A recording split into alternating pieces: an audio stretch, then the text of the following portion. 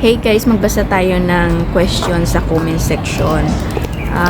Ito, paano po ang pagpaligo ng mga bata dyan sa Hong Kong? What time? So, pinost ko siya guys sa Facebook page ko para kumuha tayo ng ibang idea para sa pagpaligo ng mga bata dito sa Hong Kong. Mabuti yung may mga experience yung tanungin natin din na mga kasamahan ko para may mga iba't ibang idea kasi. So ito yung pipiliin ko lang yung andito sa Hong Kong na nag-comment. Si Sis Simonit, sabi niya, depende sa instruction ni amo what time. Pero prepare ka rin kasi may way ang mga Chinese magpaligo sa baby, lalo newborn. Di tulad sa atin, lublob agad sa warm water, balutin ng napi si baby, tapos basain ang ulo, tapos i-dry ang ulo mo baby, tapos ilagay sa baby bathtub. Dami ko na pagdaanan noong ako naghawak ng newborn sa Singapore pa ako hanggang dito sa Hong Kong. Newborn pa rin ang alaga ko. Yun yung sabi ng isa nating sis. Sabi naman ni sis Rachel, depende yan sa amo. Ako pagdating school, ligo agad. If alis ulit, palitan ng outdoor clothes. Then wash feet and hands only kung baby pa talaga. Si amo ang nagpapaligo hanggang 3 years old. So si amo niya palang nagpaligo nung baby pa hanggang 3 years old. Depende kasi yan. May amo na tuturuan ka, ikaw magpaligo. May amo naman na sila muna. So depende yan sa amo.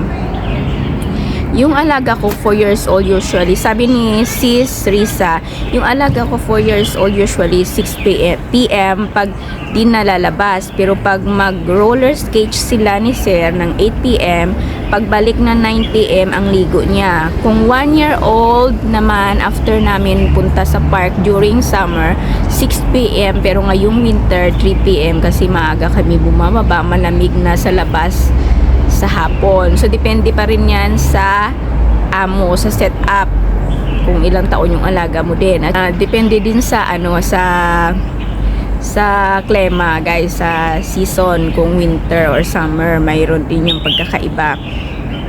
Hapon sa maliit, sa malaki gabi. Yung mga amo ko kasi dito, naliligo sila guys ng gabi pagdating nila sa galing work. So mga 7 p.m. sila dumadating. So naliligo agad yan sila.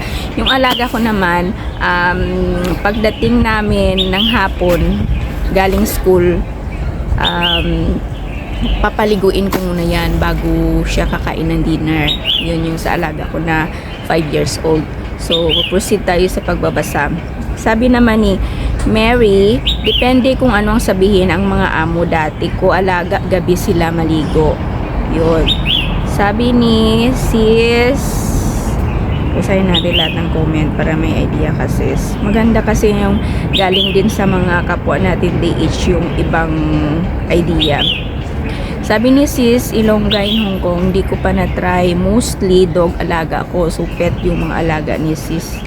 So yun lahat yung comments doon sa pinost ko na tanong mo sis. So thank you sa mga sis natin sa FB page, sa mga idea and tips na binigay para kay kabayan. So alam ko naman na hindi mo mababasa, so pinost ko muna doon at saka binasa talaga dito. Yung pagpaligo ng bata sa Pilipinas at dito, syempre may pagkatulad konti pero hindi talaga lahat.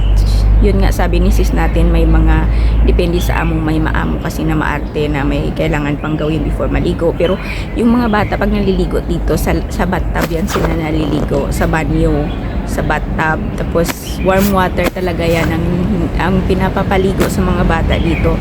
Yung alaga ako kahit winter, warm water talaga yan. Hindi yan sila pinapaligo ng malamig na tubig na pure dito. Nung nagka-COVID kasi noon, mas lalo yung mahirap pagpaligo kasi every time na lalabas, pagbalik kailangan maligo agad. So nakasanayan na rin ng mga amo na every time na yung ibang amo na every time na lalabas, pagbalik maligo na agad para malinis. Yun yung ibang amo na ngayon. At saka gumagamit na nga rin ng mask parang nakasanayan na sila, parang takot na silang magkasakit. Sa sakay ng bus, kailangan magmask, or sa mga crowded na lugar, may makikita ka pa rin nakamask sa ngayon. So, na-adapt na rin nila nung nagka-COVID. Parang nakasanayan na nila na parang takot na silang kunin, at saka pag galing labas, maliligo na pagdating ng bahay. So, depende pa rin yan sa amo. May mga amo na maarte, may mga amo na simple lang. So, swertihan lang talaga kung saan tayo mapupuntang amo. Pero pag newborn kasi yan, may mga may mga tagapag-alaga muna. Yung may mga nani muna na Chinese for sobra 1 month ata. Depende 1 month up. So, sila yan magpapaligo. Sila din yan magtuturo sa inyo. At saka, kung hindi yung amo nyo or yung grandma, depende. So, or sila rin ang magpapaligo niyan, depende yan sa magiging amo natin. So, yan lang guys for today's video. Thank you for watching. Thank you sis.